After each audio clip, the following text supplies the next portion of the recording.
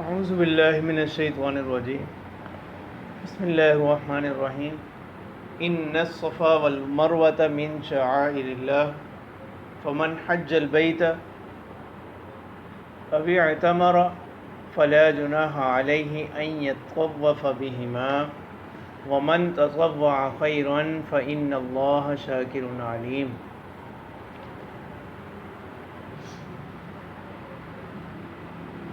ان الصفا والمروۃ من شعائر اللہ، اللہ تبارک و تعالیٰ فرماتے ہیں گزشتہ آیات کے اندر صابرین کے مقام اور مرتبے کا بیان تھا کہ اللہ تعالیٰ نے فرمایا کہ ان کے اوپر خصوصی عنایات ہوتی ہیں۔ ٹھیک ہے، اب انہی صابرین میں سے حضرت حاجرہ اور حضرت اسماعیل علیہ السلام، ٹھیک ہے، ان کا صبر ایک مثالی صبر بنا کہ جب حضرت ابراہیم علیہ السلام ان کو اکیلے جو ہے مکہ کی وادی میں چھوڑ گئے تو وہ پانی کی تلاش میں انہوں نے جستجو کی، تو ان کے اس عمل کو جو ہے نا اللہ تبارک و تعالیٰ نے مستقل عبادت قرار دے دی۔ ٹھیک ہے، تو اسی چیز کو بیان کیا جا رہا ہے کہ ان پر اللہ تعالیٰ ان کے صبر کی وجہ سے ان پر اللہ کی طرف سے یہ انعام ہوا کہ اب صفا اور مروہ کی سعی جو ہے نا اس کا حکم دے دیا۔ تو اللہ تبارک و تعالیٰ فرماتے ہیں ان الصفا والمروۃ من شعائر اللہ، کہ بے شک صفا اور مروہ یہ اللہ کی نشانیوں میں سے ہیں۔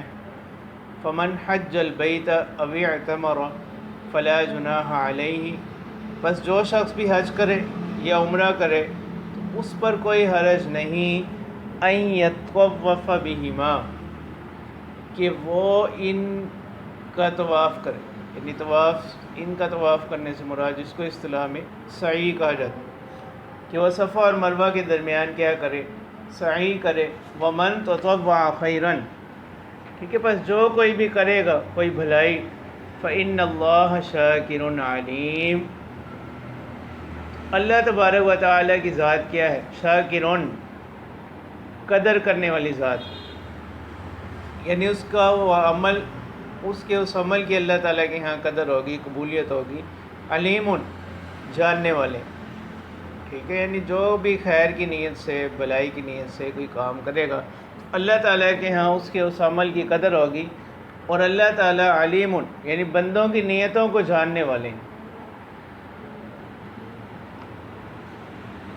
ان الذین یکتمون ما انزلنا من البینات، بے شک اللہ تبارک و تعالیٰ فرماتے ہیں وہ لوگ جو چھپاتے ہیں اس چیز کو جو ہم نے اتارا، من البینات، واضح نشانیوں میں سے، والہدی، ہدایت میں سے، من بعد ما بیناہ للناس فی الکتاب، بعد اس کے کہ جب ہم نے اس کو بیان کر دیا، کھول دیا لوگوں کے لیے کتاب میں، اولئک یلعنہم اللہ وَيَلْعَنُهُمُ اللاعنون، اللہ تعالیٰ فرماتے ہیں کہ یہی لوگ ہیں کہ ان پر اللہ تعالیٰ بھی لعنت فرماتے ہیں، یعنی اللہ تعالیٰ نے بھی ان کو اپنی رحمت سے دور کر دیا۔ وَيَلْعَنُهُمُ اللاعنون، اور لعنت کرنے والے بھی ان پر کیا کرتے ہیں، لعنت کرتے ہیں، یعنی اور لوگ، مخلوقات میں سے بھی لوگ۔ إِلَّا الَّذِينَ تَابُوا وَأَصْلَحُوا وَبَيَّنُوا، مگر وہ لوگ جنہوں نے توبہ کر لی، رجوع کر لیا، وَأَصْلَحُوا، اور اپنے آپ کو، اپنی حالت کو کیا کر لیا، سنوار لیا، وَبَيَّنُوا،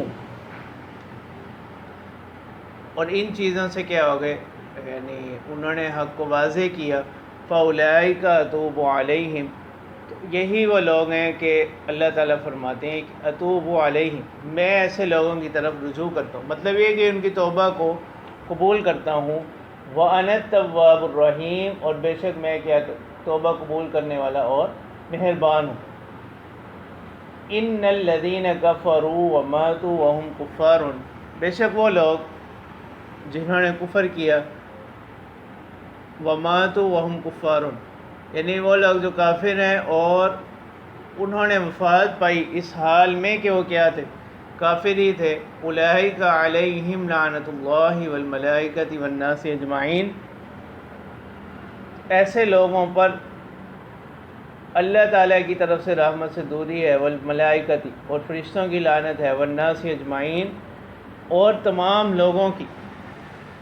ٹھیک ہے، یہ تو لوگوں کا ذکر ہو رہا ہے، جیسے بعض بیات میں آتا ہے کہ جب کوئی قحط پڑتا ہے، کوئی مصیبت آتی ہے، تو جانور بھی گناہ کرنے والوں پر کیا کرتے ہیں؟ لعنت بھیجتے ہیں کہ ان کے گناہوں کی وجہ سے، ان کی نحوست کی وجہ سے یہ ہوا کہ قحط پڑ گئی۔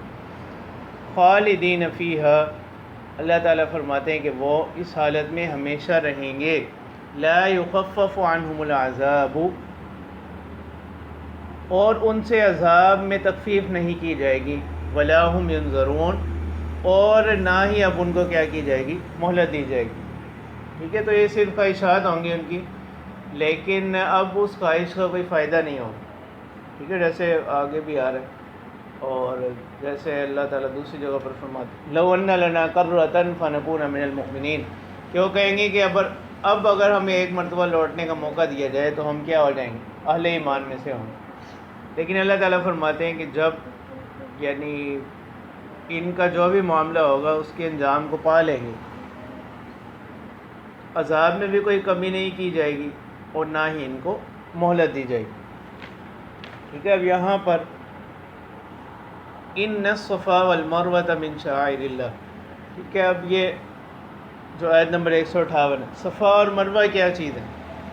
کہ صفا اور مروہ یہ مکہ میں دو پہاڑیاں ہیں، ٹھیک ہے، اور یہ حضرت ابراہیم علیہ السلام کے زمانے سے ہی محترم تھیں، اور حضرت حاجرہ کے عمل کی وجہ سے۔ ٹھیک ہے، اب زمانہ جاہلیت میں ان پر یہ ہوا کہ کفار نے بت رکھ دیے، اصاف اور نائلہ، ٹھیک ہے، الف کے ساتھ اصاف اور نائلہ، ان پر جو ہے نا انہوں نے بت رکھے اور ان کی تعظیم کرتے تھے۔ پھر جب اسلام آیا اور اسلام نے بت پرستی کی ممانعت فرمائی اور مسلمانوں کو سعی کا حکم دیا گیا، تو اب بعض مسلمان جنہوں نے نیا نیا اسلام قبول کیا تھا، بالخصوص جو ہے نا انصاری مسلمان، ان کو یہ خیال ہوا کہ وہ اس کو یہی سمجھتے تھے کہ یہ کیا ہے، یعنی صفا اور مروہ جو ہے نا یہاں پر چونکہ بت رکھے ہوئے ہیں تو بتوں کی تعظیم کے لیے، تو لہٰذا اس کا طواف جو ہے نا ممنوع ہونا چاہیے۔ پھر اللہ تعالیٰ کی طرف سے یہ آیات نازل ہوئیں اور ان میں بتایا گیا کہ اصل جو ہے نا صفا اور مروہ یہ اللہ کی یادگار ہیں، اصل ان کے اندر یہی ہے۔ کفر کے ساتھ جو ان کی مشابہت ہے نا وہ کیا ہے؟ عارضی ہے۔ ٹھیک ہے، جس طرح بیت اللہ جو ہے نا اصل وہ کیا ہے؟ یعنی مرکز توحید ہے، اس میں بھی کفار نے کیا رکھے ہوئے تھے؟ بت رکھے ہوئے تھے۔ ٹھیک ہے، تو اب کسی عارض کی وجہ سے اصل جو کسی چیز کی حیثیت ہوگی وہ کیا نہیں ہوگی؟ اس کو باطل نہیں کرے، وہ عارض اس کو اصل کو کیا نہیں کرے گا؟ باطل نہیں کرے گا۔ تو اس کفر کے ساتھ جو مشابہت ہے اس کی وہ عارضی ہے، اصل جو ہے نا اس کی کیا ہے؟ وہ پہلے سے موجود ہے۔ تو وہ اس میں جو عارضی مشابہت آ گئی وہ اس میں مؤثر نہیں ہوگی۔ ٹھیک ہے، یہ بالکل ایسے ہی ہے جیسا کہ خانہ کعبہ میں بھی ایک عرصہ تک کیا رہے؟ بت رہے، لیکن اس کی وجہ سے اس کا قبلہ ہونا وہ کیا نہیں ہوا؟ ساکت نہیں ہوا۔ تو اس سے اصول یہ معلوم ہو گیا کہ جو چیز بالذات ہو، یعنی بالذات جو چیز ہوگی نا اصل میں اپنی اصل کے اعتبار سے جس بھی چیز کی جو حیثیت ہوگی وہ کسی عارض کی وجہ سے کیا نہیں ہوگی؟ ساکت نہیں ہوگی۔ جیسے بیت اللہ کا قبلہ ہونا، یہ اس میں بت ہونے کی وجہ سے کیا نہیں ہوگا؟ ساکت نہیں ہوگا۔ اسی طرح صفا اور مروہ بھی جو ہے نا یہ اللہ تعالیٰ کی نشانی ہے، اللہ تعالیٰ کی یادگار ہیں۔ تو کفر کے ساتھ جو عارضی مشابہت ان کی آ گئی اس کی وجہ سے اس کا شاعر اللہ میں سے ہونا یہ کیا نہیں ہوگا؟ ساکت نہیں ہوگا۔ تو یہیں سے جو ہے نا اس موقع پر جو ہے نا یہ آیات نازل ہوئی، یہیں سے جو ہے نا شاعر کا مفہوم بھی واضح ہو گیا کہ شاعر یہ شاعرتن کی جمع ہے، اور شاعرہ یعنی جب ہم کہتے ہیں شاعر اللہ، اللہ تعالیٰ کی نشانیاں، اسلام کی نشانیاں، تو اس سے مراد شاعرہ سے مراد ایسی نشانی یا علامت جس سے ایک چیز سے دوسری چیز میں کیا ہو جائے؟ امتیاز ہو۔ تو شاعر اسلام سے مراد کیا ہوگا؟ کہ وہ نشانیاں، وہ علامات جو اسلام کو دیگر ادیان سے کیا کرتی ہیں؟ ممتاز کرتی ہیں۔ ٹھیک ہے، تو وہ تمام چیزیں کیا ہوں گی؟ شاعر اسلام میں سے ہوں گی۔ ٹھیک ہے، اسی وجہ سے کسی کا ایمان یا کفر جو ہے نا وہ ایک باطنی چیز ہے۔ ٹھیک ہے، اگر کوئی شخص البتہ اگر کوئی اسی وجہ سے شاعر اسلام کی کیا کرتا ہے توہین کرتا ہے، ان کا مذاق بناتا ہے، تو وہ بعض صورتوں میں وہ کیا ہوتا ہے دائرہ اسلام سے ہی خارج ہو جاتا ہے. ٹھیک ہے، یعنی شاعر اسلام یا شاعر کے درجے کی جو چیزیں ہیں وہ کسی بھی مذہب کی نمائندگی کرتی ہیں، اس کی علامات ہوتی ہیں. ٹھیک ہے، اب جیسے کوئی شخص جو ہے نا اپنے گلے میں سلیپ پہن، تو اب یہ علامت، اب اس کے دل میں کیا ہے کسی کو معلوم نہیں، لیکن اس کا یہ ظاہری عمل یہ علامت ہوگا اس بات کی کہ یہ شخص کیا ہے، یعنی اس کا تعلق کس مذہب سے ہے، عیسائیت سے. تو یہ شاعر کا معنی یہ ہوتا ہے. تو اس وجہ سے بعض مسلمانوں کو جو ہے نا جب سعی کا حکم آیا کہ صفا اور مروہ کے درمیان سعی کرنی ہے تو اس میں تردد ہوا. پھر اس موقع پر یہ آیات نازل ہوئی، اللہ تبارک و تعالی نے فرمایا کہ اس عارضی مشابہت کی وجہ سے جو ہے نا اصل حکم جو ہے نا وہ باطل نہیں ہوگا. تو لہٰذا اس مشابہت کے رہتے ہوئے بھی صحیح کیا ہے، اس کے کر لینے میں کوئی حرج نہیں.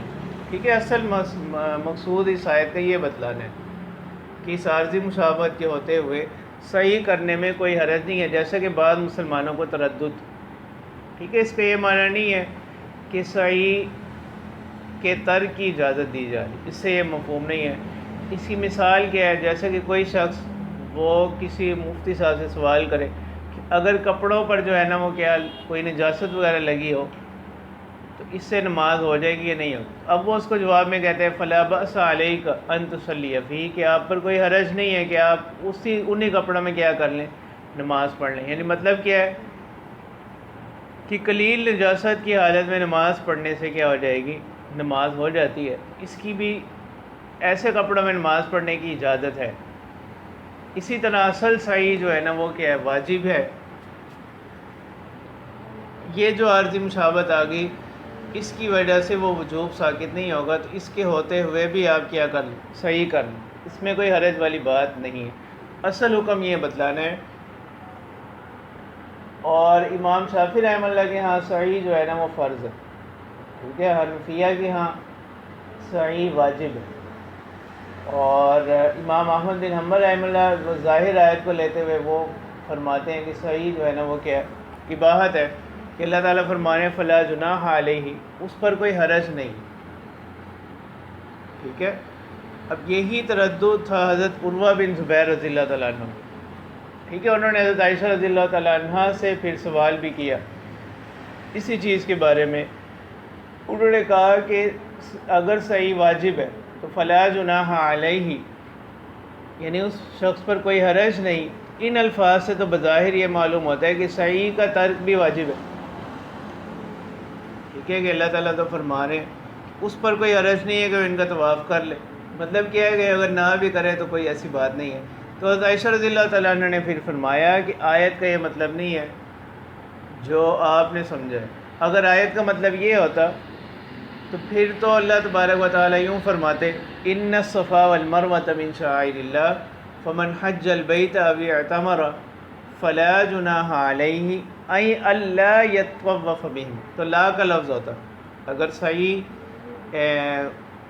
جو ہے نا وہ ضروری نہ ہوتی، یعنی صحیح کے ترک کی بھی اجازت ہوتی، تو پھر کلام یوں ہونا تھا فلا جناح علیہ الا یطوف بہم. جبکہ اللہ تعالیٰ یہاں تو کیا فرما رہے فلا جناح علیہ ان یطوف بہم. یعنی مطلب کیا ہے کہ اس مشابہت کے ساتھ رہتے ہوئے، اس مشابہت کے ہوتے ہوئے حج یا عمرہ کرنے والے شخص پر کوئی حرج نہیں ہے کہ وہ ان کے درمیان کیا کر لے، صحیح کر لے. تو بحالت موجودہ صحیح کی اجازت دی جا رہی ہے، اس سے صحیح کا ترک بھی جائز ہے، اس طرف کوئی اشارہ نہیں.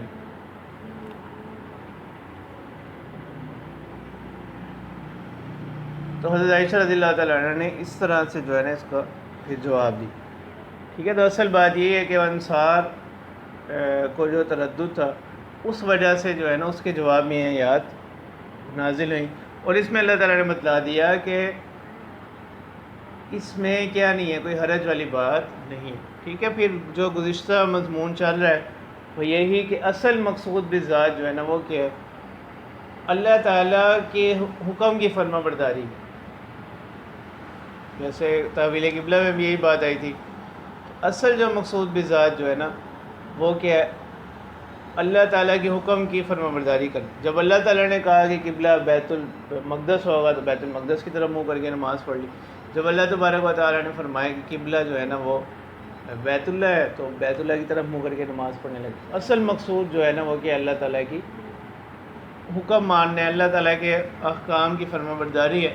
تو جب اللہ تعالیٰ نے فرما دیا کہ ان کے درمیان صحیح کرنی ہے، اور اس تو البتہ جو بعض لوگوں کا تردد تھا اب یہ ان کی بھی فضیلت ظاہر ہوتی ہے کہ ان کے اس تردد کا لحاظ کرتے ہوئے اللہ تعالیٰ نے اس کا بھی کیا کیا، ازالہ کیا، اس کا جواب دیا. ٹھیک ہے، وگرنہ تو بس حکم آ گیا تھا، اس کو نہ بھی ذکر کیا جاتا. لیکن ان کے اس تردد کو اس سے بھی اس آیت سے یعنی صحابہ کا مقام اور ان کی فضیلت بھی ظاہر ہوتی. ان کے اس تردد کو دور کرنے کے لیے اللہ تعالیٰ نے یہ فرمایا کہ فمن حج البیت او اعتمر فلا جناح علیہ ان یطوف بہما، کہ جو شخص کیا کرے، حج کرے، عمرہ کرے، اس پر کوئی حرج نہیں کہ وہ ان کا کیا کرے، طواف کرنا، یعنی صفا اور مروہ کا درمیان 7 چکر لگانا، اس کو سعی کہا جاتا ہے. اس کی طرف اشارہ ہو رہا ہے کہ اس مشابہت کی وجہ سے وہ کسی تردد میں نہ پڑے کہ یہاں کسی دور میں جو ہے نا وہ بت پڑے ہوتے تھے، اس کے ہوتے ہوئے، اس مشابہت کے ہوتے ہوئے جو ہے نا اللہ تعالیٰ فرما رہے ہیں کہ صحیح کرنی ہے. ٹھیک ہے، تو اصل مقصود کلام کا یہی ہے، اس سے ترک کا جائز ہونا یہ مفہوم نہیں ہے. وَإِلَٰهُكُمْ إِلَٰهٌ وَاحِدٌ لا الہ الا هو الرحمن الرحیم، کہ اللہ تعالیٰ فرماتے ہیں کہ تمہارے معبود ایک ہی معبود، لا الہ الا هو الرحمن الرحیم، اور ان کے سوا کوئی معبود نہیں، وہ نہایت مہربان، بے حد مہربان، نہایت رحم کرنے والے. ان فی خلق السماوات والارض واختلاف اللیل والنہار والفلک التی تجری فی البحر بما ينفع الناس. ٹھیک ہے، اب گزشتہ آیت میں اللہ تعالیٰ نے فرمایا تھا وَإِلَٰهُكُمْ إِلَٰهٌ وَاحِدٌ، کہ تمہارے معبود ایک ہی معبود. تو لہٰذا اب جو کچھ پہلے ہوا یا کفار کرتے ہیں اس کی وجہ سے تردد میں نہ پڑے.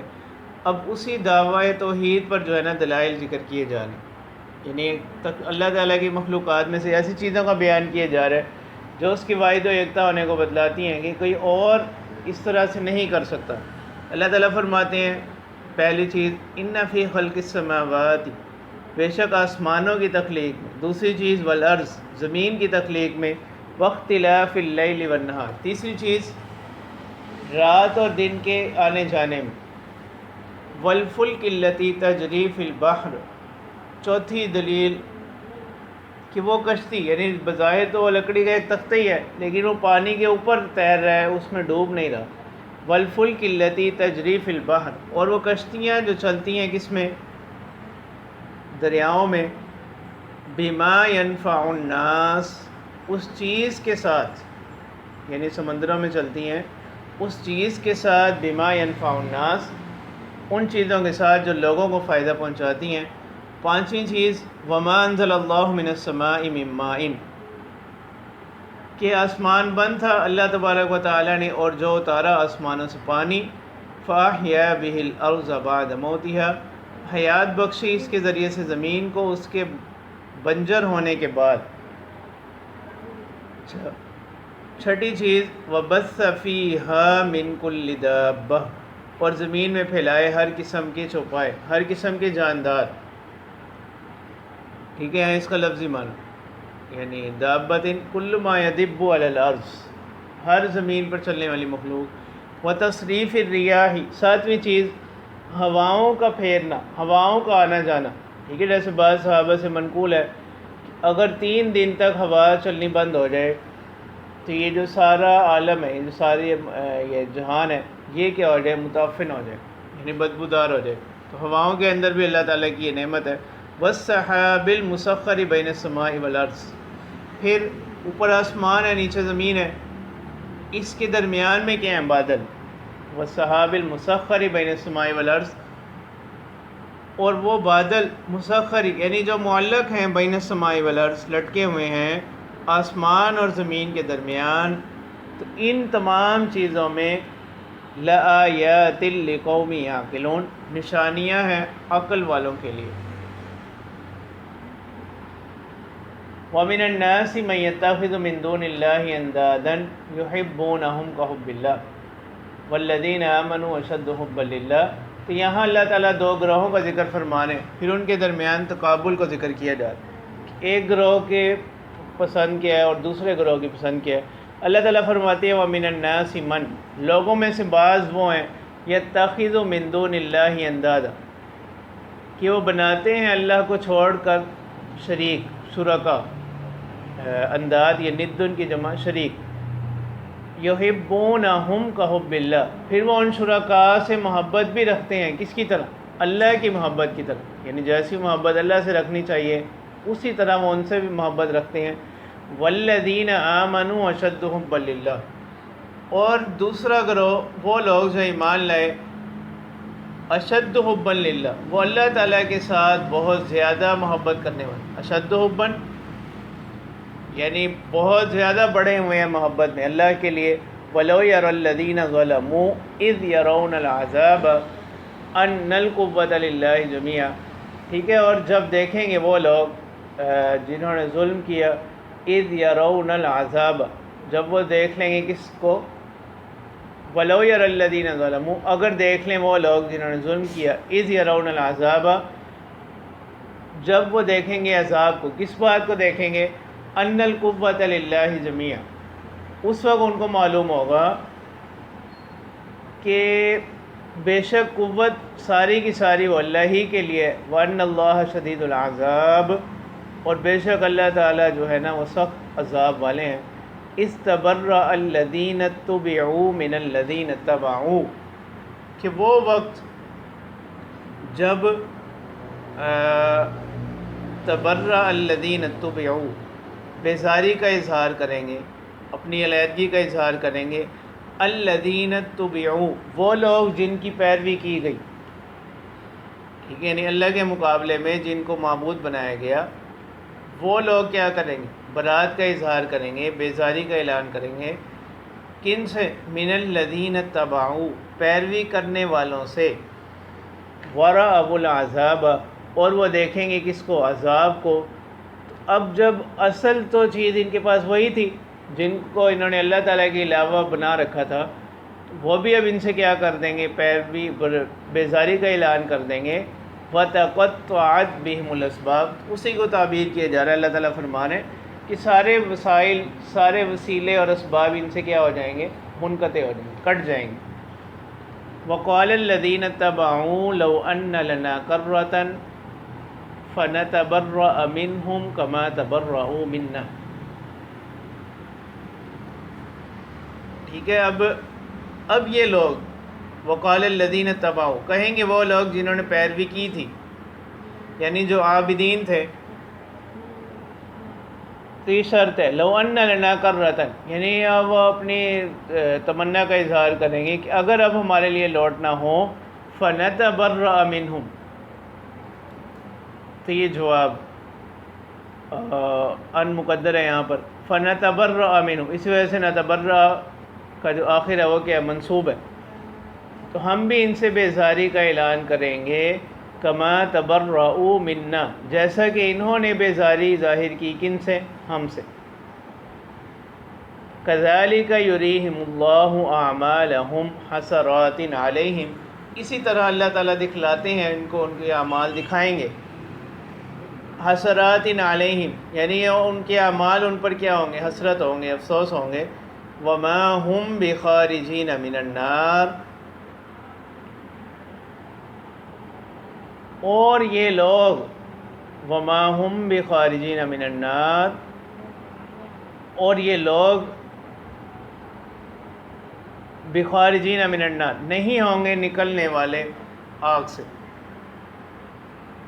ٹھیک ہے۔ تو مسند الیہ کی تقدیم ایک اس کا حسر کا فائدہ دیتی ہے، یعنی یہی لوگ ہیں جو آگ سے نہیں نکالے جائیں گے، وما ہم بخارجین من النار، یہی لوگ ہیں جو آگ سے نہیں نکالے جائیں گے۔